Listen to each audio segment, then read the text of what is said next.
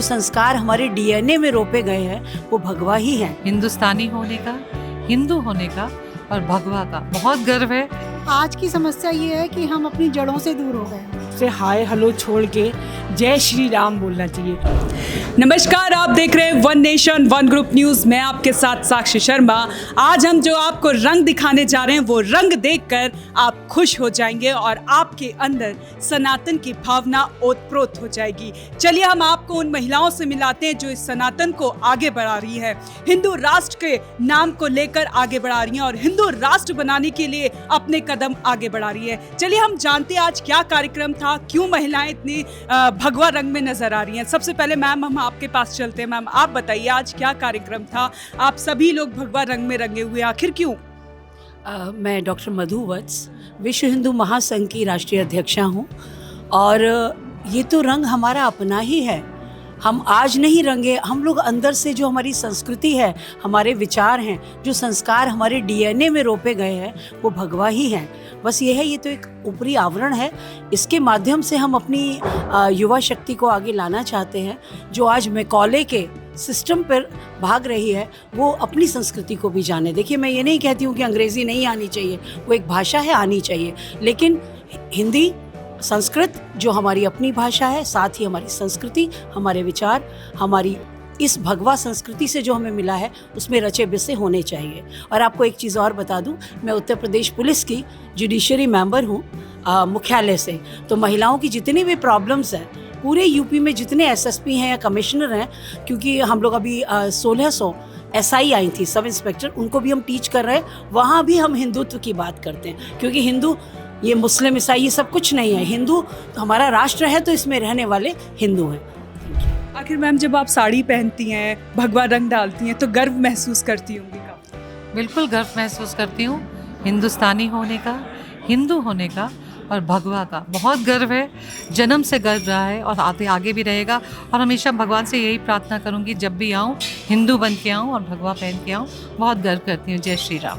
Ma'am मैं आपको सुन रही थी, आप मन से कह रहे थे कि अब हम लोग सिर्फ हेलो नहीं जय श्री राम का नारा लगाएंगे तो यूथ के माइंड में भी चेंज आएगा। जिस तरह से हम आए दिन खबरें देखते हैं, सोनम मर्डर केस आपने देखा होगा, मुस्कान मर्डर केस आपने देखा होगा, मुस्कान ने किस तरह से अपने पति की हत्या कर दी। ये जो मर्डर केस बढ़ रहे हैं, तो क्या लगता है कि आपके इस भगवाकरण से ये समाज की सोच बदलेगी, बेटियाँ बदलेंगी?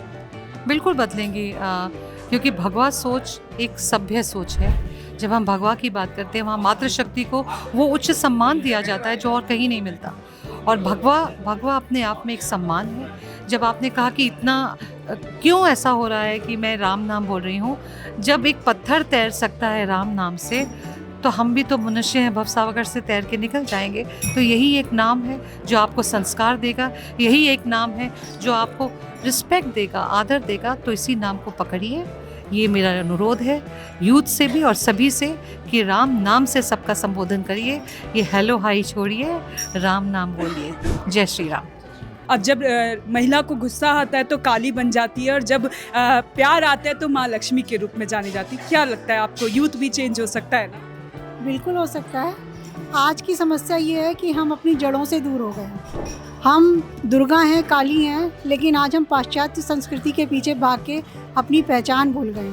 तो अगर हम अपनी जड़ों से जुड़ जाएं, श्री राम जी से जुड़ जाएं और उनको ना भूलें, तो सनातन धर्म को लेके आगे बढ़ें, तभी हम भारत को आगे बढ़ा सकते हैं और इस विश्व को आगे बढ़ा सकते हैं, अपना नाम कर सकते हैं। मेरा संदेश है, जितनी मातृशक्ति है वो अपने आप को पहचानें, अपनी संस्कृति को पहचानें और अपने बच्चों को भी उसी तरह से संस्कार दें, जिससे हमारा भारत सर्वोच्च स्थान पर पहुंचे।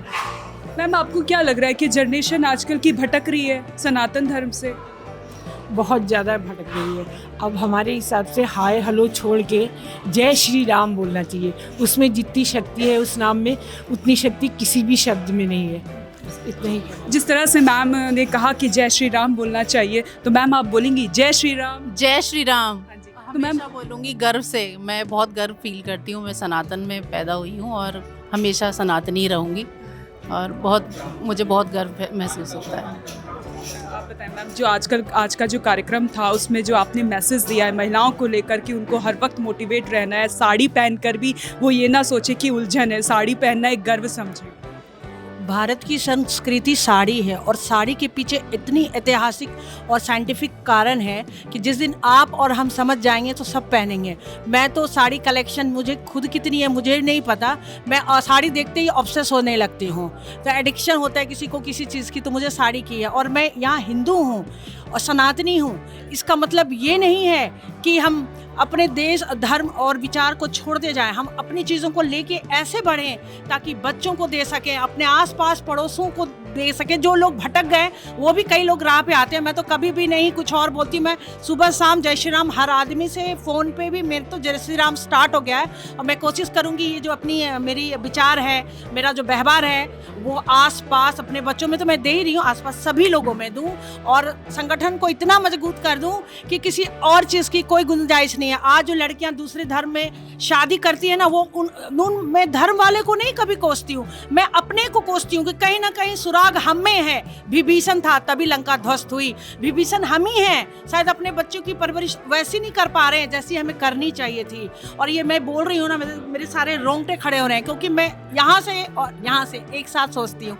ऐसा नहीं है कि कोई चीज़ अच्छा बोल रही हूँ खुद कुछ और करती हूँ, मैं यही करती हूँ, यही सोचती हूँ और यही बोलती हूँ। जय श्री राम, जय श्री राम।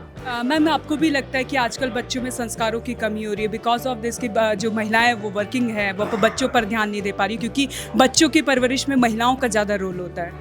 बिल्कुल, बच्चों की परवरिश में महिलाओं का ज़्यादा रोल होता है।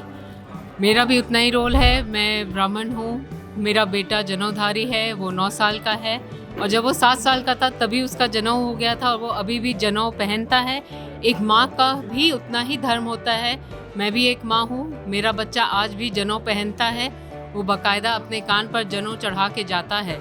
अगर मैं माँ हूँ तो ये मेरा धर्म है कि मैं अपने बच्चे को क्या सिखाऊँ, क्या कराऊँ, क्या संस्कार दूँ और मैंने उसे वो संस्कार दिया है। भारत की रहने वाली हूँ तो मैं वही संस्कार उसे देती हूँ और वो उस संस्कार को फॉलो करता है। ये सारा प्रतिनिधित्व मेरा है और मैं अपने इस भारत धर्म को, अपने इस धर्म को, उसके ऊपर अपने संस्कारों को उसके अंदर इतना कूट कूट के भर दूंगी कि वो उस चीज़ को आगे बढ़ाएगा और वो उस चीज़ को इतना मैं उसके अंदर डाल दूंगी कि वो उस चीज़ को आगे बढ़ाएगा और इस सनातन धर्म को हम आगे लेकर जाएंगे, ताकि हम इसे जितना आगे बढ़ाएंगे उतना हम इस चीज़ को बाकियों के भी अंदर वो उस चीज़ को आगे बढ़ा सकेगा। तो मैम, बदलाव तो निश्चित है जिस तरह से मैम ने बताया। जी हाँ, बदलाव बिल्कुल निश्चित है और इनफैक्ट ये बदलाव हमारे देश में ही नहीं, अपितु विदेशों में भी ये बदलाव हो रहे हैं। आप अगर विदेशों में जाइए, वहाँ देखिए तो वो जो भारतीय धर्म की, संस्कृति की जिस तरह से वो लोग बढ़ावा दे रहे हैं, एक एक त्यौहार का वहाँ आयोजन होता है, बहुत ही अच्छे तरीके से उन्होंने उस परवरिश में अपने आप को, अपने बच्चों को ढाला है। अगर देखा जाए तो उसके अनुपात में हमारे देश में ये चीज़ें कम हो रही हैं। हम लोग विदेशी संस्कृति को अपनाते जा रहे हैं, जबकि विदेशों में हमारी संस्कृति को बढ़ावा दिया जा रहा है।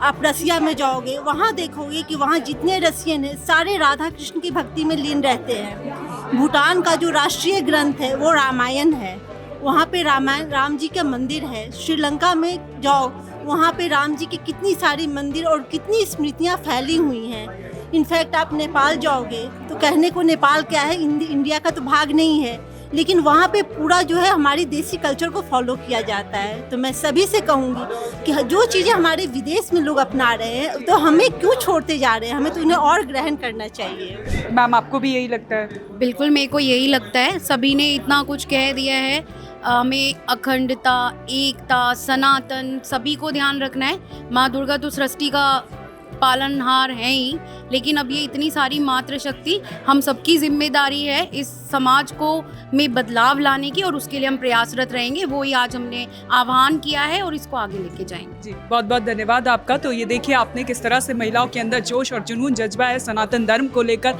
और एक मैसेज है यूथ के लिए, अपने संस्कार ना भूलें। तो पल पल की अपडेट आप तक पहुंचाते रहेंगे। आप बने रहें हमारे साथ और देखते रहें one nation one group news.